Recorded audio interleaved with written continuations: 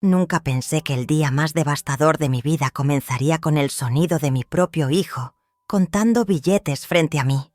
Dinero que había obtenido vendiendo el único recuerdo que me quedaba de mi difunto esposo.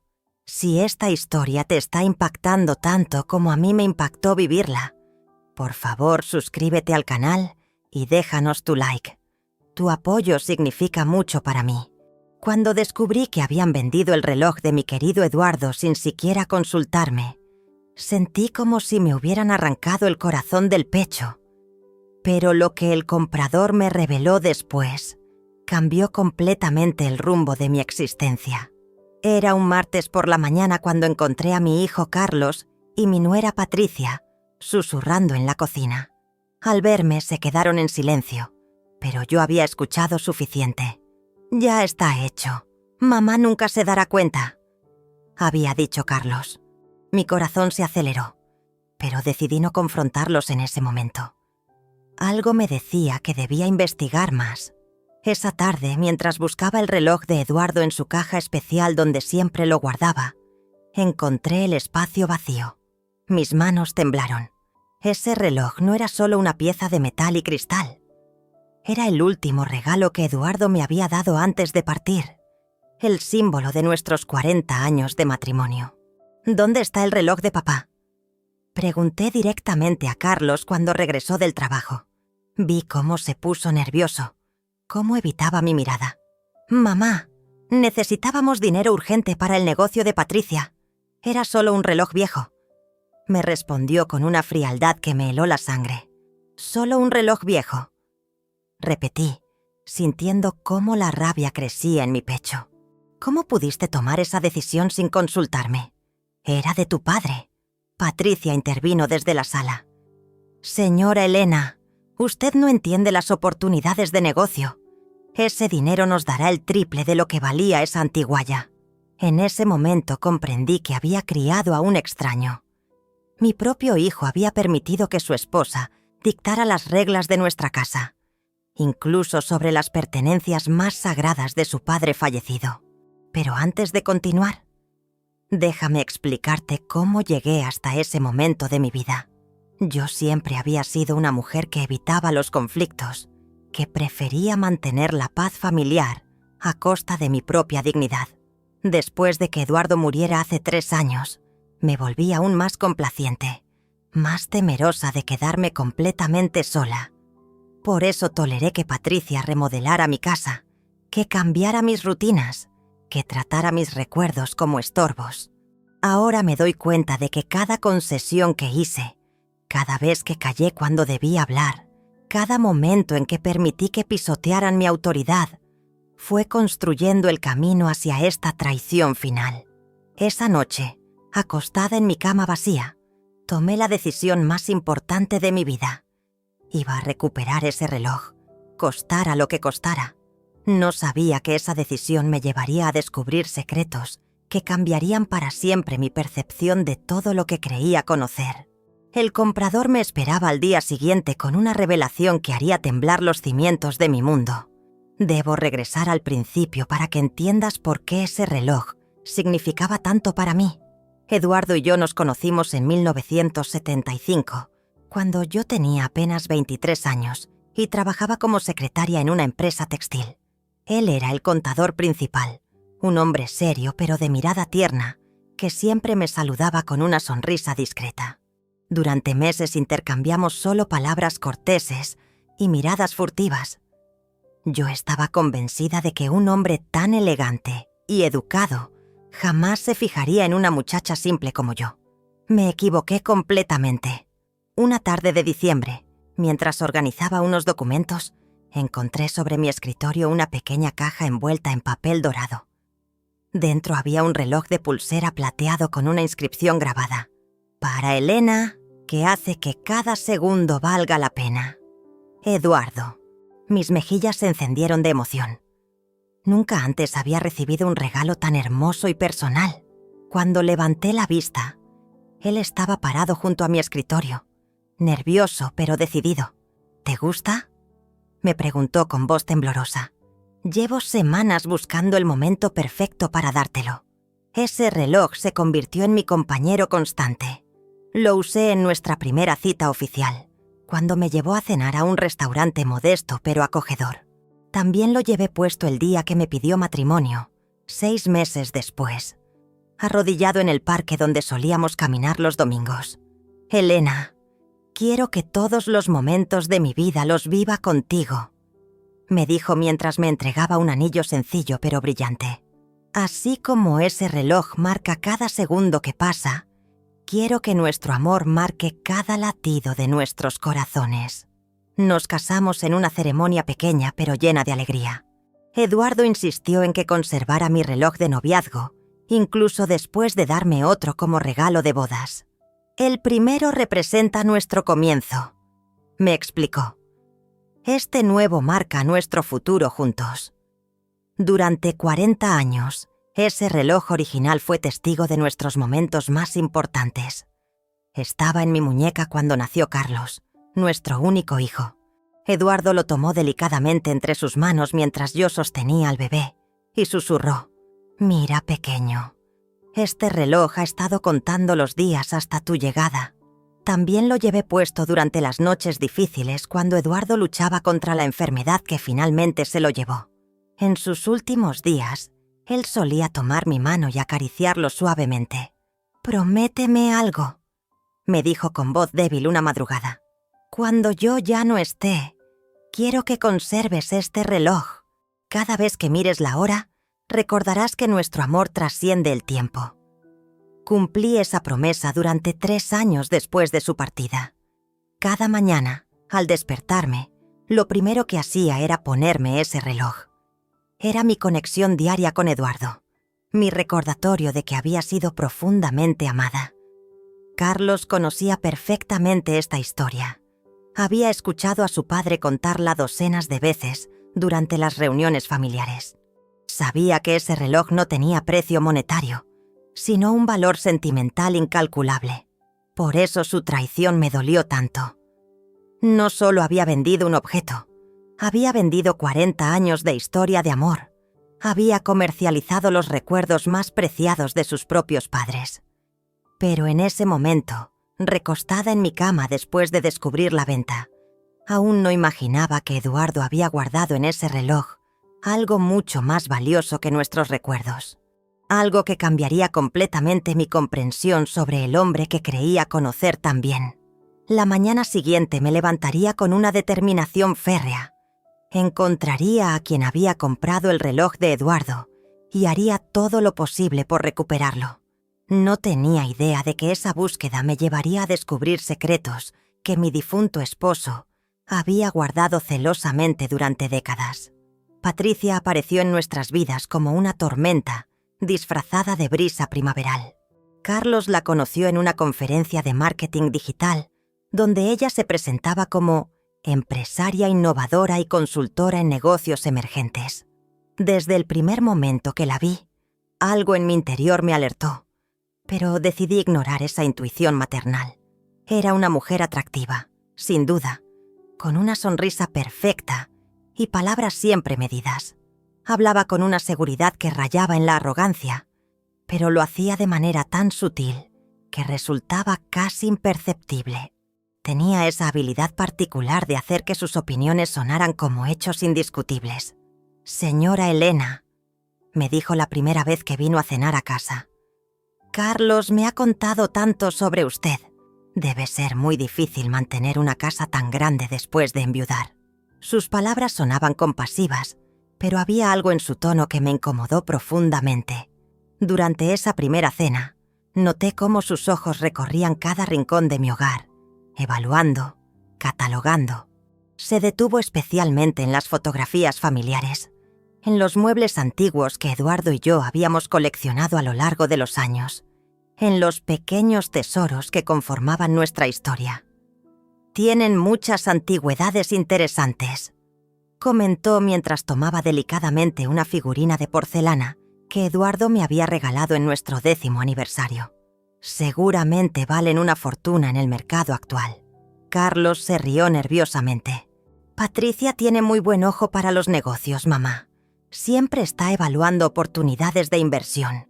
Esa noche, después de que se marcharon, me quedé despierta pensando en su comentario.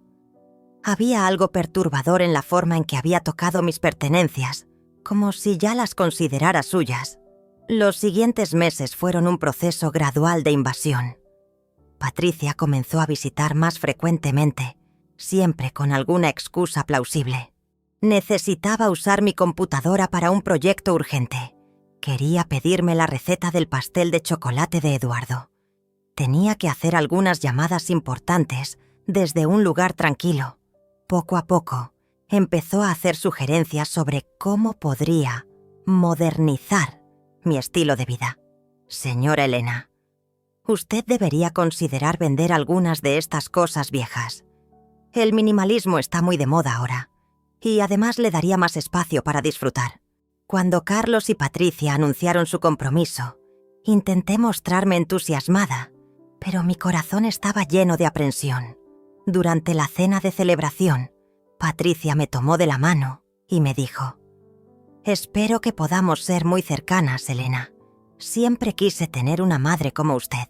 Sus palabras deberían haberme conmovido, pero en lugar de eso, me causaron escalofríos. Había algo calculado en su afecto, algo que no lograba identificar, pero que mi instinto rechazaba. La boda se celebró 8 meses después en un salón elegante que Patricia había elegido. Yo contribuí generosamente con los gastos, pensando que era mi deber como madre.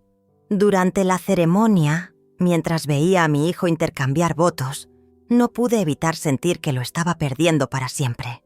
Después de la luna de miel, Patricia comenzó a implementar cambios más drásticos. «Carlos y yo hemos estado pensando», me dijo una tarde. «Sería maravilloso si pudiéramos mudarnos aquí temporalmente.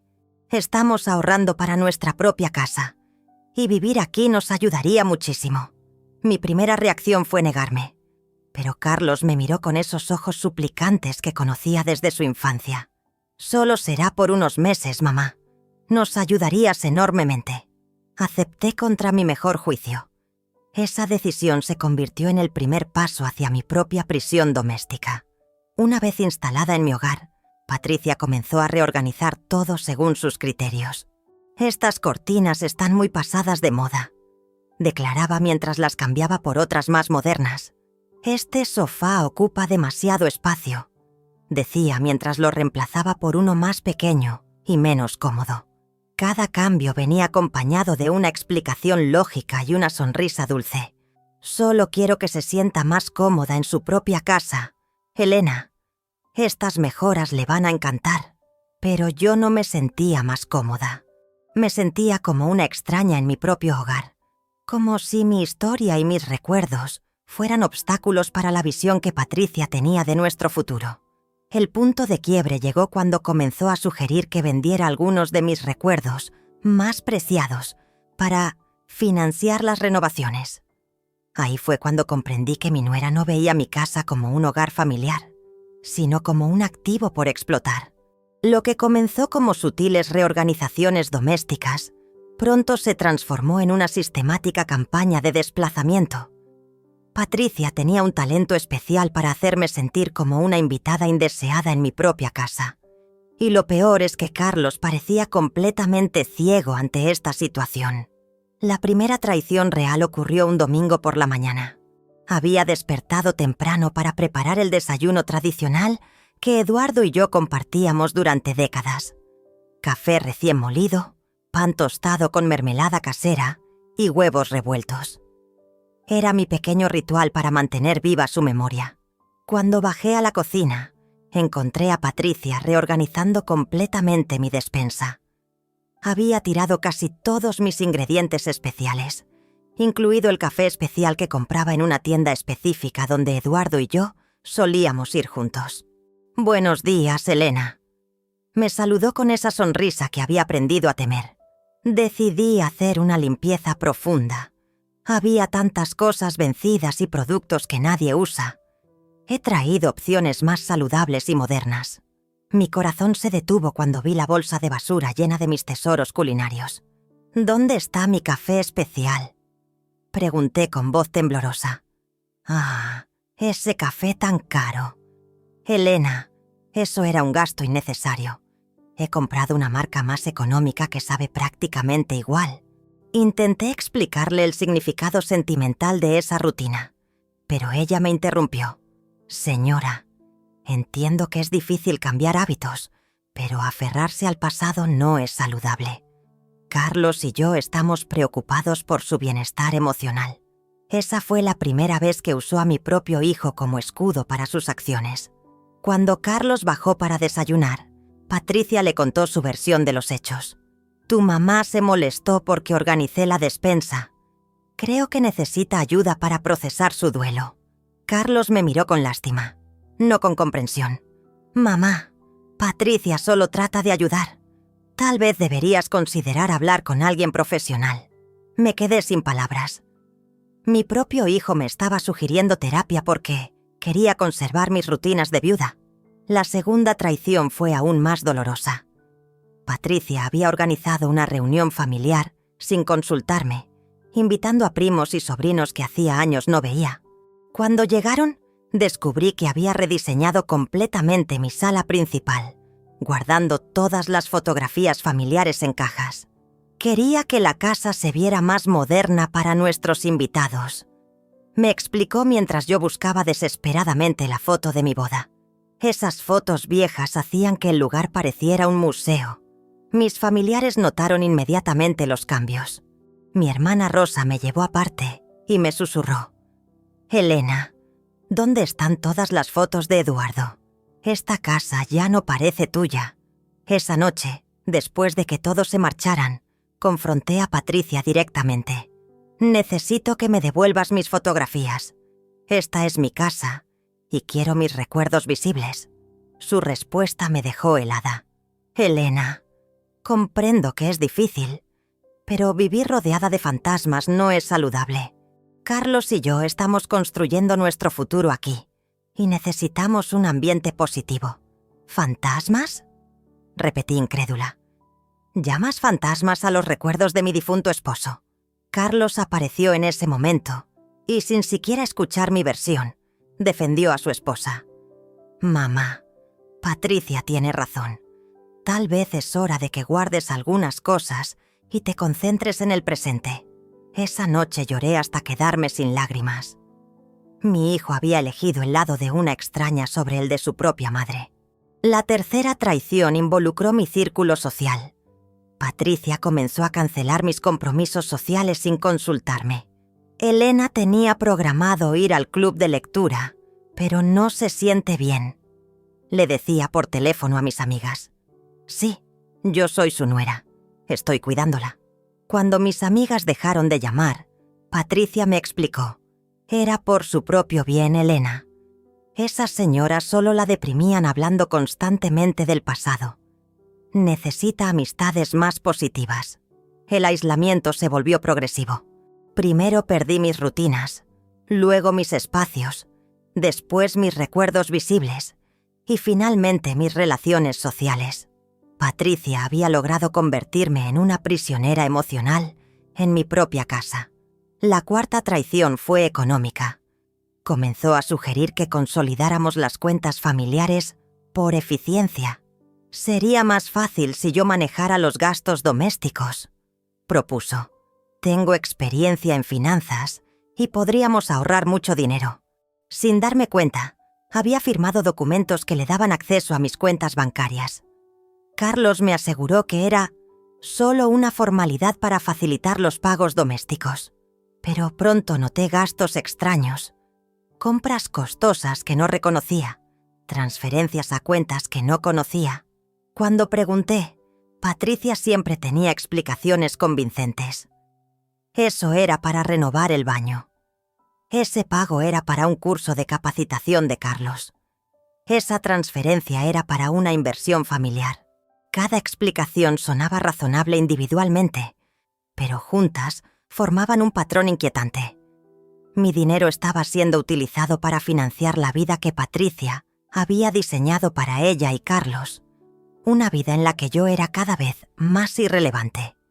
6 meses después de que Patricia tomara control de mis finanzas, llegó a casa con una propuesta que cambiaría definitivamente el rumbo de nuestras vidas. Sus ojos brillaban con esa ambición feroz que había aprendido a reconocer como señal de peligro. «Elena, tengo noticias extraordinarias», anunció mientras desplegaba una carpeta llena de documentos sobre la mesa del comedor. «Una oportunidad única de inversión que podría multiplicar nuestros ahorros por 10. Carlos estaba sentado a su lado, asintiendo con entusiasmo. Era evidente que ya habían discutido este tema extensamente, sin incluirme en la conversación inicial. «Se trata de una franquicia de tiendas de productos orgánicos», continuó Patricia con su voz más persuasiva. «El mercado está en pleno crecimiento y tenemos la oportunidad de ser los primeros en esta zona de la ciudad». Los números que me mostró eran impresionantes. Ganancias proyectadas del 300% en el primer año, recuperación de la inversión en 8 meses, expansión a múltiples sucursales en menos de 2 años. Todo sonaba demasiado perfecto. «¿Cuánto dinero necesitarían?», pregunté con cautela.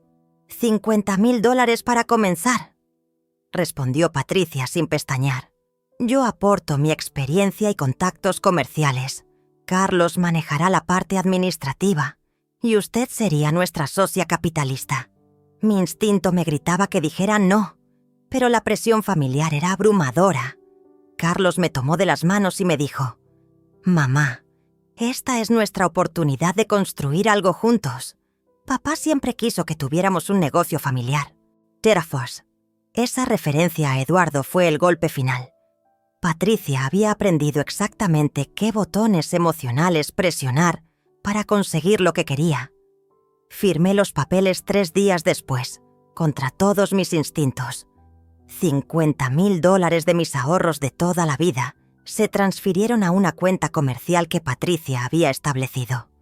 Los primeros 2 meses fueron prometedores. Patricia me mostraba reportes de ventas, fotografías de la tienda en construcción, contratos con proveedores. Todo parecía estar progresando según el plan, pero luego comenzaron los problemas. «Hay algunos retrasos con los permisos municipales», me explicó Patricia durante una cena tensa. «Necesitamos $5,000 adicionales para acelerar el proceso». Luego fueron los problemas con el equipo. Los refrigeradores especiales para productos orgánicos cuestan más de lo previsto.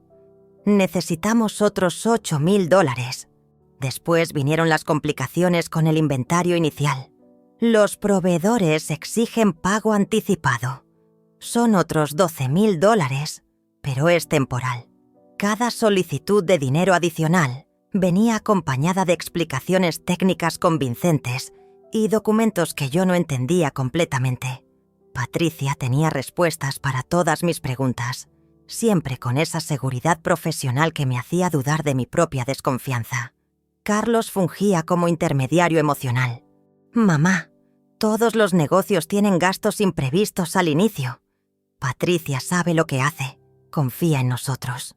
En total, invertí $87,000 en 6 meses. Prácticamente todos mis ahorros.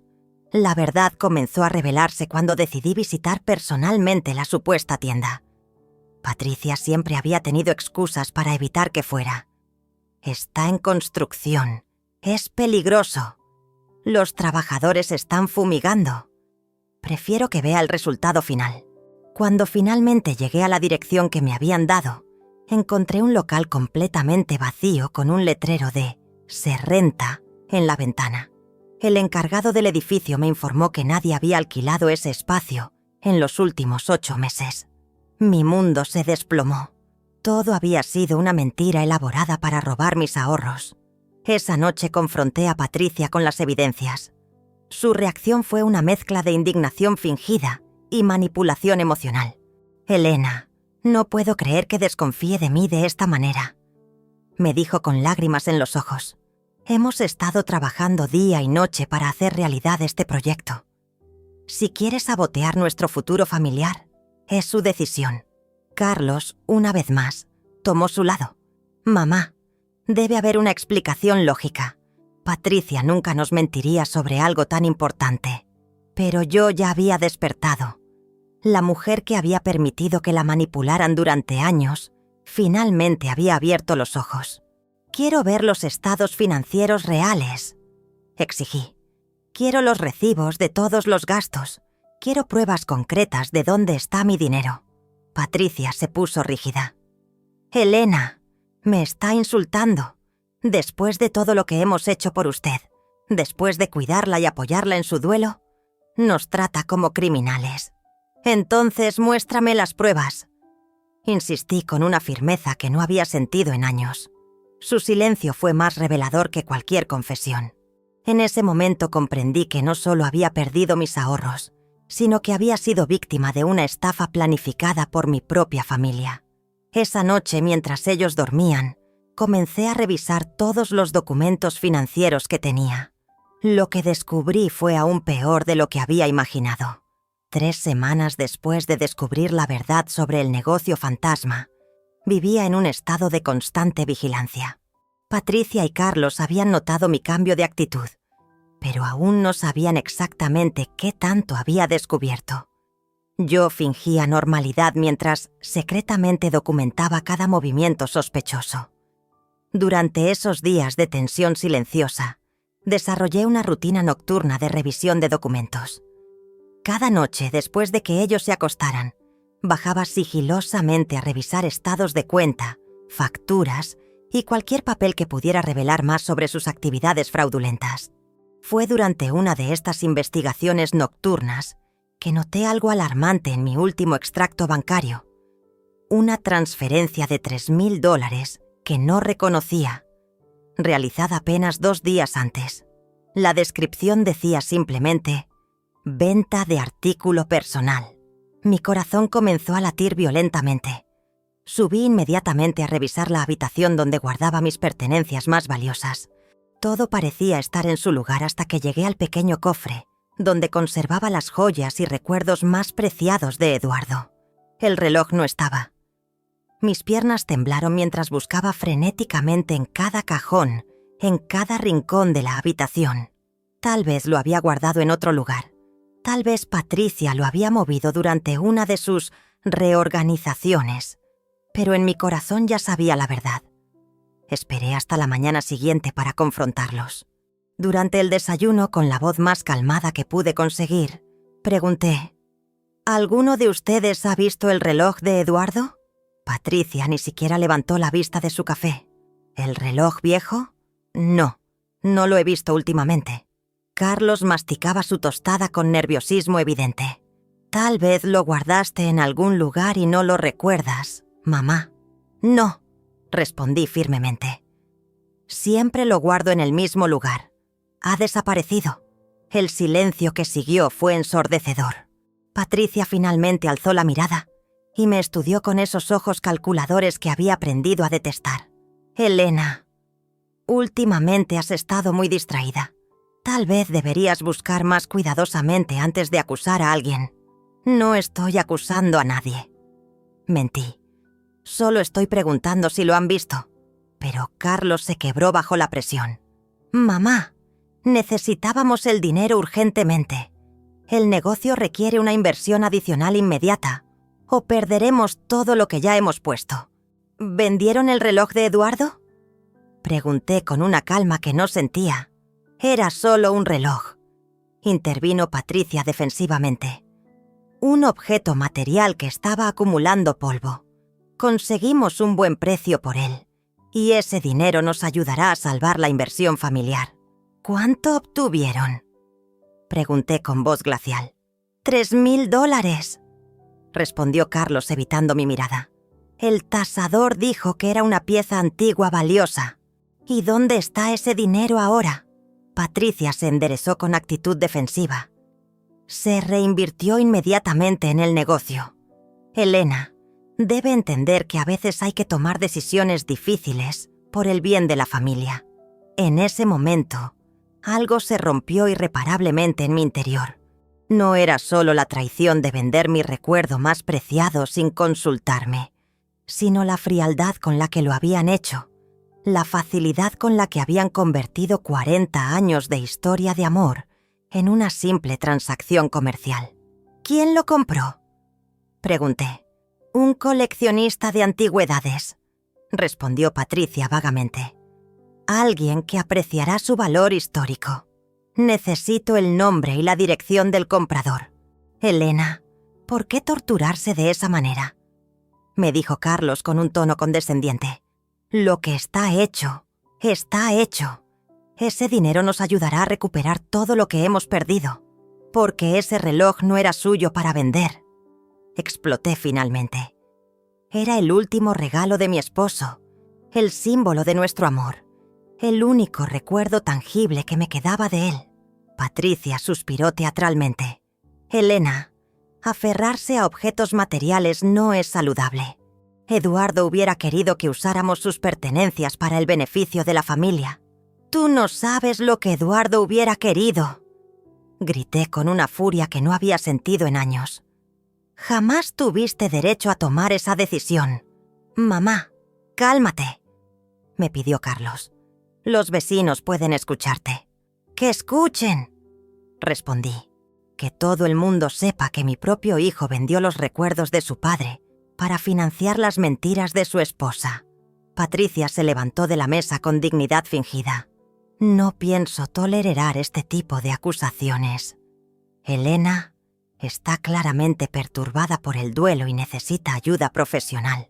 Lo que necesito es el nombre del comprador, insistí. Se llamaba Antonio Méndez, admitió Carlos finalmente. Tiene una tienda de antigüedades en el centro. Pero mamá, él ya pagó por el reloj. No puedes simplemente quitárselo. Voy a recuperar el reloj de Eduardo, declaré con una determinación que me sorprendió a mí misma. Cueste lo que cueste. Esa misma tarde, me dirigí al centro de la ciudad para encontrar a Antonio Méndez. No tenía idea de que ese encuentro no solo me devolvería el reloj, sino que me revelaría secretos que Eduardo había guardado durante toda nuestra vida matrimonial. La tienda de antigüedades de Antonio Méndez se encontraba en una calle adoquinada del centro histórico, entre una librería de segunda mano y una cafetería artesanal. El local tenía esa atmósfera nostálgica que solo pueden crear décadas de objetos con historia, acumulándose entre sus paredes. Cuando empujé la puerta de cristal, una campanilla anunció mi llegada. El aroma a madera vieja y cera para muebles me envolvió inmediatamente. Detrás del mostrador, un hombre de unos 60 años con cabello plateado y anteojos de lectura alzó la vista desde un libro de inventario. «Buenas tardes», me saludó con una sonrisa genuina. «¿En qué puedo ayudarla?» «Busco al señor Antonio Méndez», respondí con voz temblorosa. «Ese soy yo», confirmó mientras se levantaba y se acercaba al mostrador. «¿Qué la trae por aquí?» «Vengo por un reloj que le vendieron hace 3 días», expliqué, tratando de mantener la compostura. Un reloj plateado con una inscripción grabada. Era de mi difunto esposo. La expresión de Antonio cambió inmediatamente. Sus ojos se suavizaron con comprensión y algo que parecía preocupación. «Ah, usted debe ser la señora Elena», dijo con tono grave. «Su hijo y su nuera me dijeron que usted había fallecido hace 2 años. Por eso me sorprendió tanto cuando...» «¿Qué les dijo que había fallecido?», interrumpí, sintiendo cómo la sangre se me helaba en las venas. Antonio me observó con creciente alarma. La joven, Patricia creo que se llamaba, me explicó que estaban liquidando las pertenencias de la difunta madre de Carlos. Dijo que era muy doloroso para él conservar ciertos objetos, especialmente ese reloj que había pertenecido a su padre fallecido. El mundo pareció detenerse a mi alrededor. No solo habían vendido mi recuerdo más preciado, sino que habían inventado mi muerte para justificar la venta. La crueldad de esa mentira me atravesó como una daga. «Señora, ¿se encuentra bien?», preguntó Antonio con genuina preocupación. «Permítame traerle una silla». Me senté pesadamente, procesando la magnitud de la traición. «Señor Méndez, yo estoy muy viva, como puede ver. Ese reloj me fue robado por mi propia familia».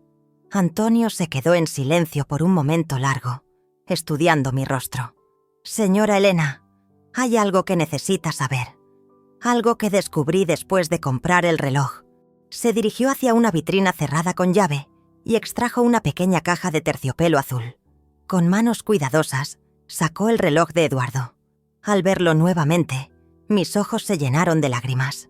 «Este reloj tiene un compartimento secreto», me explicó Antonio mientras manipulaba delicadamente el mecanismo. Cuando lo estaba limpiando para exponerlo, noté que la parte posterior tenía un pequeño resorte casi imperceptible. Con movimientos precisos, presionó un punto específico en la parte trasera del reloj.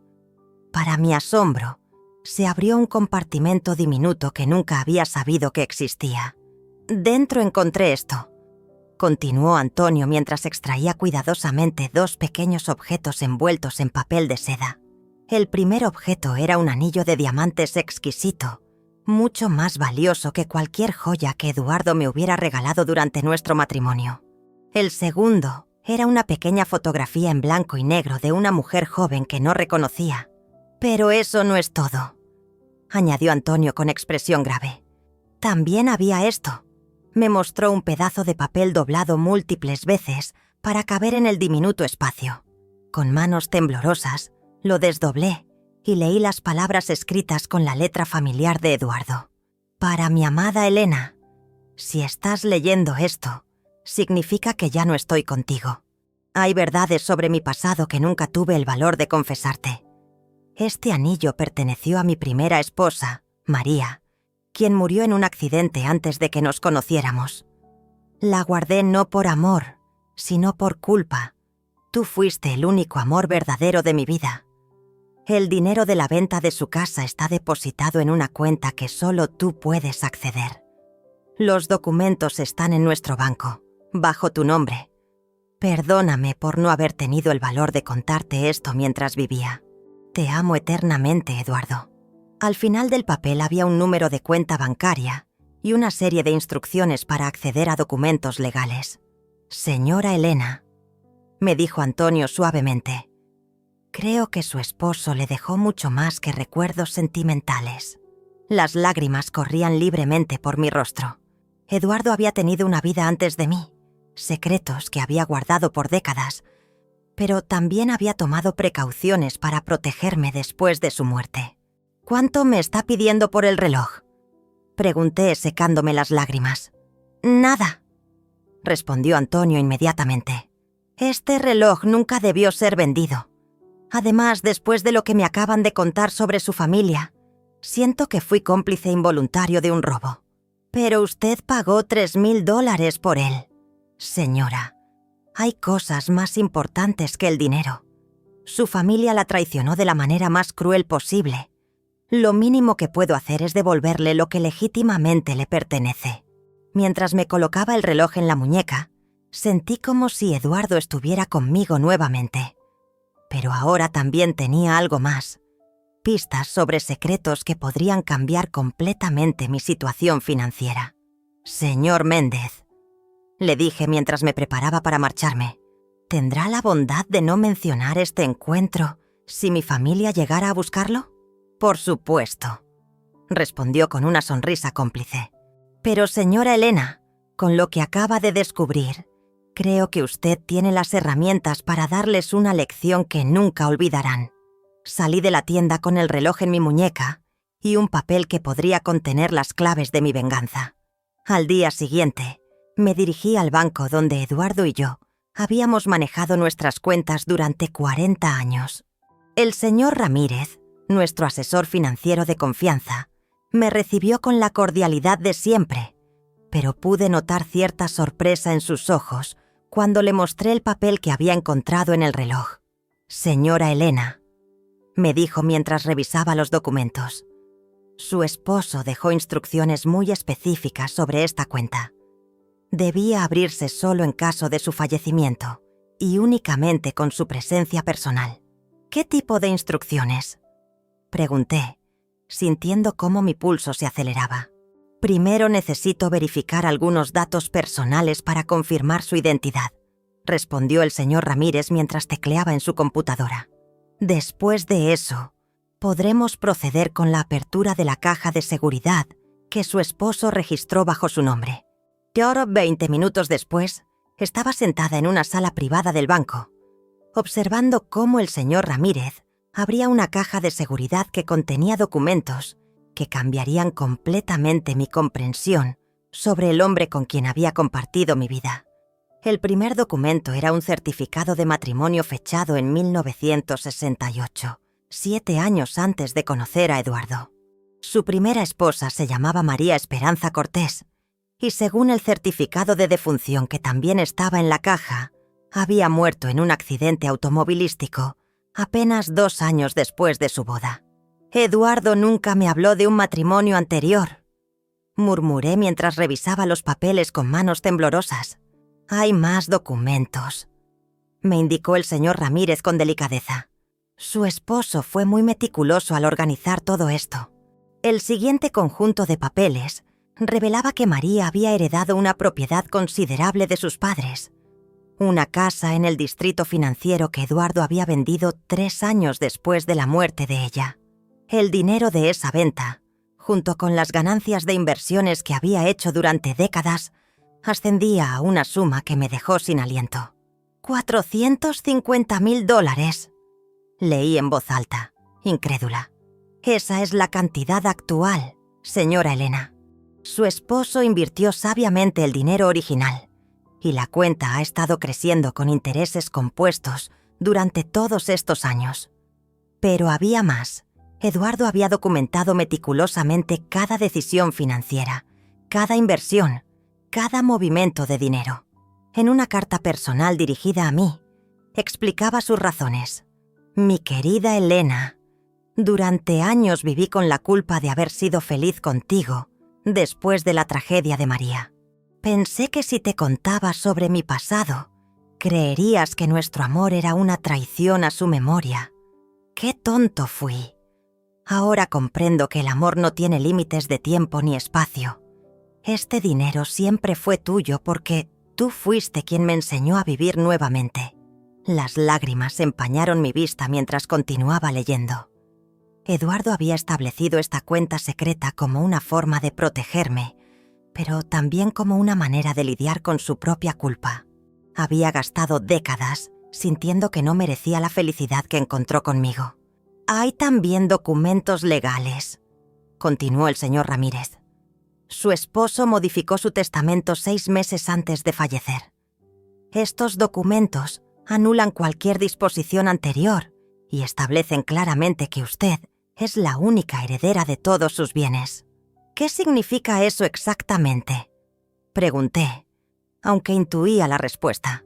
Significa, señora Elena, que legalmente usted es la propietaria absoluta de la casa donde vive. Carlos no tiene derechos de herencia sobre la propiedad familiar. Su esposo fue muy específico al respecto. Mi mundo se tambaleó. Durante meses había permitido que Patricia y Carlos me trataran como una huésped en mi propia casa, cuando en realidad yo era la única dueña legal de todo. ¿Por qué Eduardo no me contó nada de esto mientras vivía?, pregunté al señor Ramírez. Según sus instrucciones, quería evitar que usted se sintiera obligada a tomar decisiones difíciles sobre la familia mientras él estuviera vivo. Temía que este conocimiento pudiera crear conflictos familiares que usted tendría que enfrentar sola. El último documento en la caja era una carta más personal, escrita apenas semanas antes de su muerte. Elena, si estás leyendo esto, significa que ya descubriste mis secretos. Espero que puedas perdonar mi cobardía por no haberte contado la verdad sobre María. Ella fue mi primer amor, pero tú fuiste mi amor verdadero. Con ella aprendí lo que era amar, contigo aprendí lo que era vivir.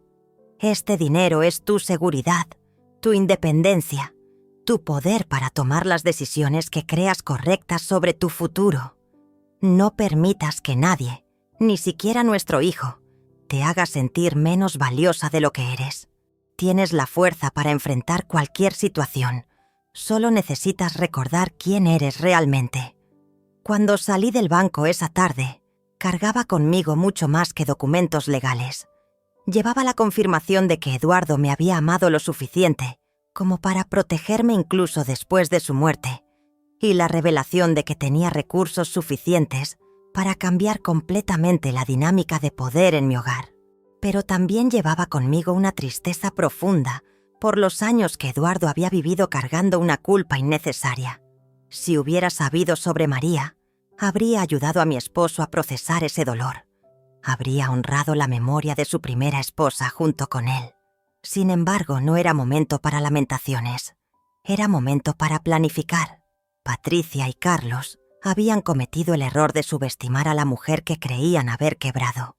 No sabían que acababan de despertar a alguien que ahora tenía tanto el motivo como los medios para defenderse. Esa noche, mientras ellos dormían creyendo que habían ganado la partida, yo comencé a diseñar mi estrategia de recuperación. Eduardo me había dado las herramientas. Ahora era mi responsabilidad usarlas sabiamente. Con la revelación de los secretos de Eduardo aún resonando en mi mente, decidí que era hora de investigar más profundamente las actividades fraudulentas de Patricia y Carlos. Si iba a confrontarlos, necesitaba evidencia irrefutable de sus mentiras y manipulaciones. Comencé por contratar discretamente a un detective privado recomendado por el señor Ramírez. La señora Claudia Herrera era una mujer de mediana edad con experiencia en casos de fraude familiar. Cuando le expliqué mi situación, entendió inmediatamente la gravedad del asunto. «Señora Elena, estos casos son más comunes de lo que imagina», me dijo durante nuestra primera reunión en su oficina. «Familiares que se aprovechan de viudas vulnerables, especialmente cuando hay dinero de por medio». Le proporcioné todos los documentos bancarios que había logrado recopilar, las supuestas facturas del negocio fantasma y los detalles sobre la venta ilegal de mi reloj. Claudia tomó notas meticulosas mientras yo relataba cada traición. «Voy a necesitar aproximadamente 2 semanas para compilar un informe completo», me explicó. «Investigaré los antecedentes de Patricia, verificaré si realmente existe algún negocio registrado bajo su nombre y rastrearemos exactamente dónde terminó su dinero». Mientras Claudia trabajaba, yo desarrollé mi propia investigación doméstica. Comencé a prestar atención a detalles que antes había ignorado por ingenuidad o negación.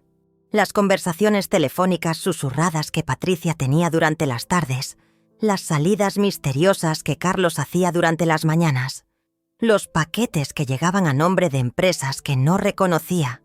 Una tarde, mientras Patricia había salido supuestamente a reuniones de negocios, decidí revisar la habitación que compartía con Carlos. Sabía que era una invasión de privacidad, pero ellos habían cruzado esa línea mucho antes, cuando vendieron mis pertenencias. En el escritorio de Patricia encontré una carpeta llena de documentos que me hicieron temblar. Había estado investigando el valor de mis otras posesiones, tasaciones de mis joyas, evaluaciones de los muebles antiguos, incluso un cálculo aproximado del valor de mi casa. Pero lo más perturbador era una lista manuscrita titulada «Plan de liquidación gradual». En ella, Patricia había catalogado sistemáticamente todo lo que consideraba vendible en mi hogar, con fechas proyectadas para cada venta y estimaciones de ganancias. El reloj de Eduardo figuraba como «completado, 3.000». Mis aretes de perlas aparecían como «próximo objetivo, 1.500». Mi anillo de compromiso estaba marcado como «fase final, 2.800». En la parte inferior de la página había escrito «Objetivo, liquidar todos los activos antes del invierno». Justificación: gastos médicos de Elena por demencia progresiva. Mi sangre se heló. No solo habían planeado robar todas mis pertenencias, sino que habían inventado una enfermedad mental para justificar sus acciones ante cualquier autoridad que pudiera cuestionarlos. Fotografié todos los documentos con mi teléfono y los regresé exactamente a su lugar. Esa noche, durante la cena, observé a Patricia y Carlos con nueva comprensión. Cada sonrisa, cada gesto de aparente cariño, cada pregunta sobre mi bienestar, todo era parte de una actuación cuidadosamente orquestada. «¿Cómo te sientes hoy, Elena?», me preguntó Patricia con esa voz dulce que ahora reconocía como completamente falsa. «Anoche te escuché levantarte varias veces. Espero que no estés teniendo problemas para dormir». «Duermo perfectamente», respondí con una sonrisa igualmente falsa. Nunca me he sentido más lúcida. Vi cómo intercambiaba una mirada rápida con Carlos. Habían esperado que mis supuestos problemas de memoria progresaran más rápidamente. 2 días después, Claudia me llamó para una reunión urgente. «Señora Elena, lo que he descubierto es peor de lo que anticipábamos», me dijo con expresión grave. «Patricia Morales tiene antecedentes de fraude previos», continuó mientras abría una carpeta gruesa. «Hace 5 años fue demandada por una familia en otra ciudad por circunstancias similares. Se había casado con un hombre mayor, convenció a la familia de que invirtieran en sus negocios y desapareció con más de $100,000. ¿Cómo es posible que Carlos no supiera esto?», pregunté, aunque temía la respuesta. Según mis investigaciones, su hijo sí lo sabía. Hay registros de que él ayudó a Patricia a cambiar legalmente su apellido y crear una nueva identidad social después de ese incidente. El mundo se desplomó a mi alrededor. Carlos no era una víctima inocente manipulada por su esposa. Era un cómplice activo en el plan para estafarme. «Hay más», continuó Claudia. «El supuesto negocio de productos orgánicos nunca existió. Patricia ha estado transfiriendo su dinero a cuentas offshore a través de una red de empresas fantasma. Hasta ahora, hemos rastreado aproximadamente $70,000 que han sido enviados fuera del país. ¿Puedo recuperar ese dinero?», pregunté con voz débil. «Será difícil, pero no imposible. Tengo contactos en el Departamento de Delitos Financieros que pueden ayudarnos a congelar esas cuentas. Sin embargo, necesitaremos presentar una denuncia formal». Esa noche, mientras revisaba todos los documentos y evidencias que había compilado, tomé una decisión que cambiaría el curso de mi vida.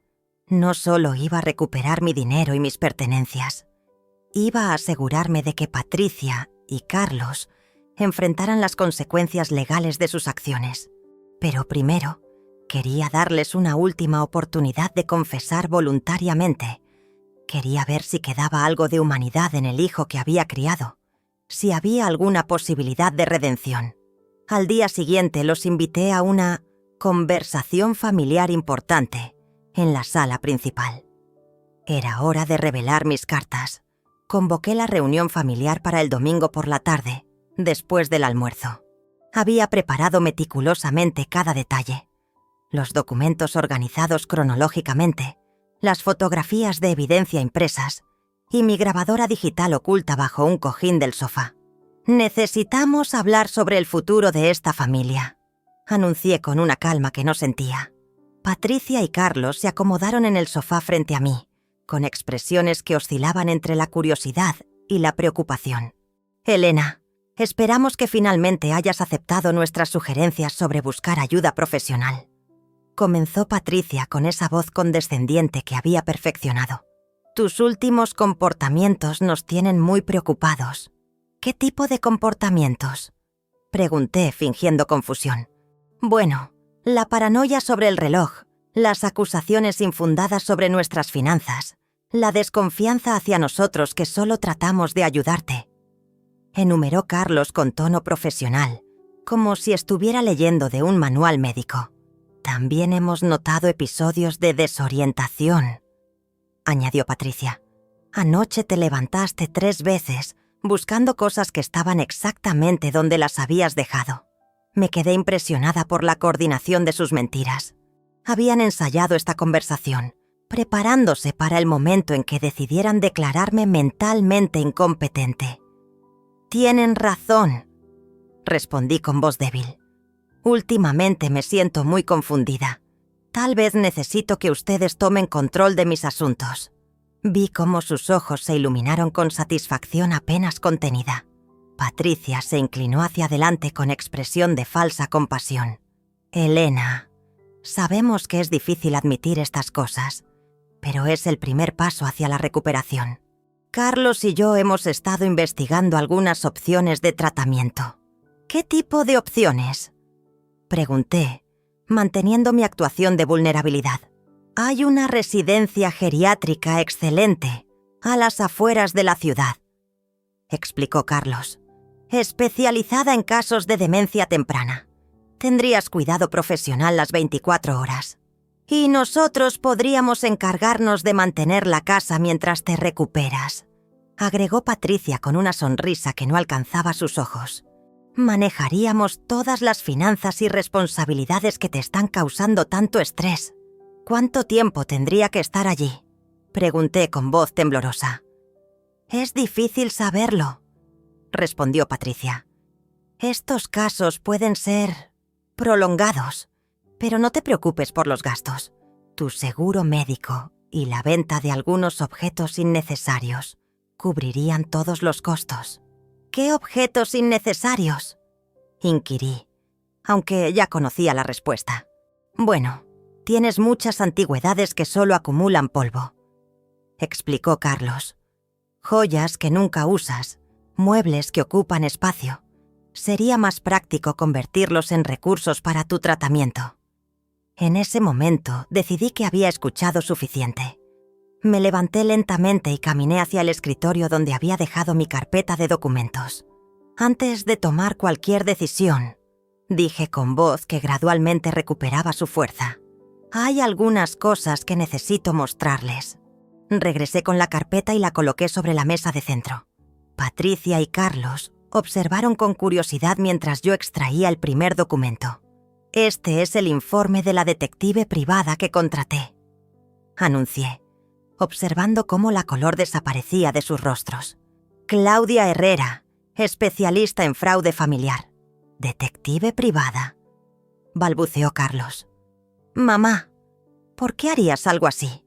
«Porque necesitaba confirmar mis sospechas sobre ustedes», respondí con una claridad que los sorprendió. Y estas sospechas resultaron ser ciertas. Abrí el informe y comencé a leer. Patricia Morales, anteriormente conocida como Patricia Sandoval, tiene antecedentes de fraude matrimonial en 3 estados diferentes. Su método operativo incluye identificar hombres mayores vulnerables, ganar su confianza y, posteriormente, desaparecer con sus ahorros. Patricia se puso de pie abruptamente. «Elena, eso es ridículo. No sé de qué estás hablando. Siéntate», le ordené con una autoridad que no había usado en años. «Aún no he terminado». Continué leyendo. «Carlos Morales, hijo de la víctima, ha sido identificado como cómplice activo en el esquema fraudulento. Los registros bancarios muestran que él personalmente autorizó múltiples transferencias de dinero a cuentas offshore». «Mamá, puedo explicarlo todo», comenzó Carlos con voz desesperada. «No hay nada que explicar», respondí fríamente. «Aquí tengo fotografías de tu plan de liquidación gradual, Patricia. Cada una de mis pertenencias catalogada con su valor estimado de venta». Extendí las fotografías sobre la mesa. Patricia las miró con horror creciente. «También tengo registros de que reportaron mi muerte para vender mi reloj», continué. «Y documentos que prueban que el negocio de productos orgánicos nunca existió. Pero lo más interesante», dije mientras extraía el último conjunto de documentos, «es lo que descubrí sobre los verdaderos propietarios de esta casa». Patricia y Carlos intercambiaron miradas de pánico. Resulta que Eduardo modificó su testamento antes de morir. Yo soy la única propietaria legal de esta propiedad. Ustedes han estado viviendo en mi casa, gastando mi dinero y planeando robar mis pertenencias. Además, agregué con satisfacción, Eduardo me dejó una cuenta bancaria secreta con más de $400,000, dinero que ustedes nunca supieron que existía. El silencio que siguió fue absoluto. Patricia finalmente habló con voz apenas audible. «Elena, podemos llegar a un acuerdo, devolver todo el dinero y...». «No», la interrumpí. «Es demasiado tarde para acuerdos. Mañana temprano la detective Herrera presentará una denuncia formal por fraude, robo y abuso de ancianos. Ustedes tienen hasta esta noche para empacar sus pertenencias y abandonar mi casa». Carlos se quebró finalmente. «Mamá, por favor. Fue idea de Patricia. Yo solo...». «Tú solo fuiste un cómplice cobarde». Terminé la frase. Traicionaste a tu propio padre vendiendo sus recuerdos y traicionaste a tu madre robando sus ahorros. Esa noche, mientras ellos empacaban en silencio, me senté en mi silla favorita con el reloj de Eduardo en mi muñeca, sintiéndome más fuerte de lo que me había sentido en años. La noche después de mi confrontación con Patricia y Carlos fue la más silenciosa que había experimentado en mi casa desde hacía años. No había susurros conspiratorios desde sus habitaciones. No había sonidos de gavetas siendo abiertas sigilosamente. No había conversaciones telefónicas misteriosas. Solo el tic-toc reconfortante del reloj de Eduardo en mi muñeca. Mientras ellos terminaban de empacar, yo me dediqué a planificar meticulosamente los próximos pasos. No bastaba con expulsarlos de mi hogar. Necesitaba asegurarme de que enfrentaran las consecuencias legales completas de sus acciones y que ninguna otra familia sufriera lo que yo había padecido. Contacté nuevamente a Claudia Herrera para coordinar la presentación formal de la denuncia. Señora Elena, con toda la evidencia que hemos recopilado, tenemos un caso sólido. Me confirmó por teléfono. Patricia podría enfrentar cargos por fraude agravado, robo y falsificación de documentos. Carlos sería acusado como cómplice. ¿Cuánto tiempo podrían recibir de prisión? Pregunté, sorprendida por la satisfacción que sentía al hacer esa pregunta. Patricia, dado sus antecedentes, podría recibir entre 5 y 10 años. Carlos, como cómplice primario, probablemente entre 2 y 5 años, dependiendo de su cooperación con las autoridades. Esa información me tranquilizó. La justicia finalmente se haría presente. También llamé a mi abogado personal, el doctor Martínez, quien había manejado los asuntos legales de Eduardo y míos durante décadas. Elena, lamento mucho lo que has pasado, me dijo con genuina preocupación. Pero me alegra saber que Eduardo tuvo la previsión de protegerte de esta manera. Necesito que revises todos los documentos que firmé durante estos meses. Le pedí. Patricia me hizo firmar varios papeles que no entendí completamente. Por supuesto. Tráelos mañana a primera hora. Si firmaste algo bajo coerción o engaño, podemos anular esos documentos. Mientras organizaba todos los papeles en mi escritorio, reflexioné sobre los meses previos. ¿Cómo había permitido que me manipularan de esa manera? ¿En qué momento había perdido la confianza en mi propio juicio? La respuesta llegó mientras revisaba fotografías antiguas de Eduardo y yo. Después de su muerte, me había convencido de que era una carga para mi familia, de que mis opiniones y sentimientos eran menos importantes que mantener la paz doméstica. Había confundido el duelo con la debilidad. Había interpretado mi soledad como dependencia, pero Eduardo me había enseñado, incluso desde la tumba, que tenía recursos internos y externos para defenderme. Su último regalo no había sido solo el dinero oculto, sino la confirmación de que él creía en mi capacidad de ser fuerte cuando fuera necesario. A las 10 de la noche escuché que Carlos bajaba las escaleras. Se detuvo frente a la puerta de mi habitación y tocó suavemente. «Adelante», le dije sin levantarme de mi silla. Entró con los ojos rojos y una expresión de derrota total. «Mamá, quiero pedirte perdón. Sé que no sirve de nada, pero necesito que sepas que nunca quise lastimarte». «Pero me lastimaste», respondí con tranquilidad. «Durante meses me hiciste sentir como una extraña en mi propia casa, como una carga para mi propia familia». «Tienes razón», admitió, sentándose en el borde de mi cama. Patricia me convenció de que era temporal, de que solo necesitábamos un poco de dinero para comenzar de nuevo. Pero las mentiras se fueron acumulando hasta que ya no pude detenerlas. ¿En qué momento decidiste que era aceptable vender los recuerdos de tu padre? Pregunté, observando cómo se desplomaba ante la pregunta. Cuando Patricia me mostró las deudas que habíamos acumulado con sus negocios anteriores, me dijo que si no conseguíamos dinero rápido, iríamos a la cárcel. Tenía miedo, mamá. ¿Y cuándo decidiste que era aceptable robar mis ahorros? Nunca pensé que fuera robo, murmuró. Patricia me convenció de que era una inversión familiar, de que todos nos beneficiaríamos. Carlos, ¿realmente creías eso? ¿O simplemente era más fácil que enfrentar la verdad? Se quedó en silencio por un momento largo. Creo que sabía que estaba mal, pero no quería admitirlo. Era más fácil creer sus mentiras que reconocer que me había casado con una estafadora. ¿Dónde está Patricia ahora?, pregunté. Empacando sus cosas. Dice que tiene un plan para salir del país antes de que presentes la denuncia. ¿Y tú? Yo me voy a entregar a las autoridades mañana, respondió con voz quebrada. Es lo correcto. Tal vez si coopero completamente, puedan reducir mi sentencia. Carlos, hay algo más que necesitas saber, le dije, decidiendo darle una última oportunidad de redención. Tu padre me dejó suficiente dinero para ayudarte si decides cambiar realmente. Pero tendrías que testificar completamente contra Patricia y someterte a supervisión legal durante años. Sus ojos se iluminaron con esperanza. ¿Harías eso por mí, después de todo lo que te hice? Lo haría porque eres mi hijo, respondí. Pero también porque creo que mereces una oportunidad de ser el hombre que tu padre hubiera querido que fueras. Mamá, acepto cualquier condición que pongas. Solo quiero la oportunidad de ganarte el perdón algún día. Entonces, mañana temprano iremos juntos a la estación de policía. Tú presentarás tu testimonio completo y yo presentaré mi denuncia.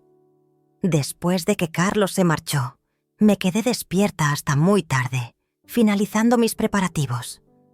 Había recuperado mi hogar, mis pertenencias y mi dignidad, pero más importante aún, había redescubierto mi propia fuerza.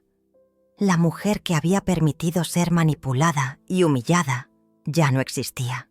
En su lugar había emergido alguien que sabía exactamente lo que valía y estaba dispuesta a luchar por ello. La mañana del lunes amaneció con una claridad que parecía reflejar mi estado mental. Por primera vez en meses, me desperté sintiéndome completamente dueña de mi destino. El reloj de Eduardo marcaba las 6:30 am cuando me levanté. Me vestí con mi mejor traje azul marino y bajé a preparar el desayuno en mi cocina recuperada. Carlos ya estaba esperándome en el comedor, vestido formalmente y con una carpeta de documentos en las manos. Sus ojos mostraban una mezcla de arrepentimiento y determinación que no había visto en años. «Buenos días, mamá», me saludó con voz ronca. «¿Estás lista para esto?» «Más lista de lo que he estado para cualquier cosa en mucho tiempo», respondí mientras servía café en 2 tazas. «¿Dónde está Patricia?» «Se fue durante la madrugada», admitió con la cabeza baja. Dejó una nota diciendo que no podía enfrentar las consecuencias de sus acciones. ¿Intentó convencerte de que huyeras con ella?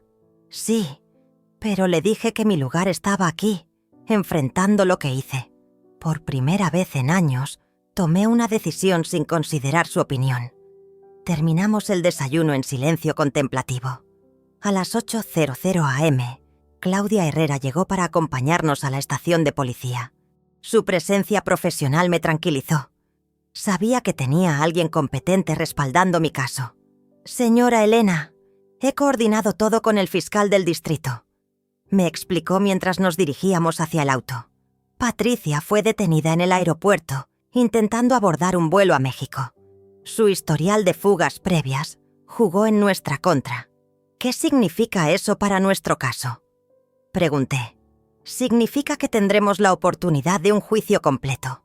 Con el testimonio de Carlos y toda la evidencia que hemos recopilado, es prácticamente imposible que escape de la justicia esta vez. En la estación de policía, el detective Rodríguez nos recibió con profesionalismo, pero también con calidez humana. «Señora Elena, lamento mucho lo que ha pasado. Casos como el suyo son más comunes de lo que la gente imagina, pero rara vez vemos víctimas que respondan con tanta determinación». Carlos prestó su testimonio durante 3 horas, detallando cada aspecto de la estafa. Cómo Patricia había identificado mis vulnerabilidades, cómo habían desarrollado el plan del negocio fantasma, cómo habían manipulado mi estado emocional para justificar sus acciones. y cómo habían planeado declararme mentalmente incompetente para tomar control total de mis bienes. Durante su declaración, vi genuino remordimiento en sus ojos. No era la actuación desesperada de alguien tratando de reducir su sentencia, sino el arrepentimiento auténtico de un hombre que finalmente comprendía la magnitud de sus acciones. «Mi madre me crió para ser honesto y respetuoso», declaró Carlos ante el detective. «Traicioné esos valores por cobardía y codicia. Acepto completamente la responsabilidad por mis acciones y estoy dispuesto a cooperar en todo lo necesario para que se haga justicia». Cuando llegó mi turno de testificar, había preparado cuidadosamente mis palabras. No quería sonar vengativa, sino firme y decidida. Durante meses, estas personas me hicieron creer que era una carga, que mis opiniones no importaban, que mi dolor por la pérdida de mi esposo era una debilidad que debía superar rápidamente, declaré. Utilizaron mi amor maternal y mi duelo como armas contra mí. Pero hay algo que quiero que quede claro. Continué. No soy una víctima indefensa. Soy una mujer que permitió temporalmente que otros definieran mi valor, pero que encontró la fuerza para recuperar su dignidad.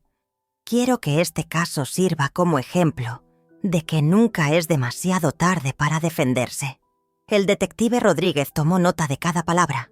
Señora Elena, ¿qué tipo de justicia busca usted en este caso? Busco que Patricia enfrente las consecuencias completas de sus acciones para que no pueda victimizar a otras familias. En cuanto a mi hijo, espero que este proceso le ayude a encontrar el camino de vuelta hacia el hombre que su padre hubiera querido que fuera. 3 semanas después, Patricia fue sentenciada a 8 años de prisión por fraude agravado, robo y abuso de ancianos. Carlos recibió 3 años de libertad condicional y 500 horas de servicio comunitario, principalmente debido a su cooperación total con las autoridades. La restitución económica fue casi completa. Recuperé $73,000 de los $87,000 que habían robado, y mi abogado logró anular todos los documentos que había firmado bajo coerción. Pero la verdadera victoria no fue económica. La verdadera victoria fue la mujer en la que me había convertido durante este proceso. 6 meses después del juicio, Carlos y yo comenzamos sesiones de terapia familiar.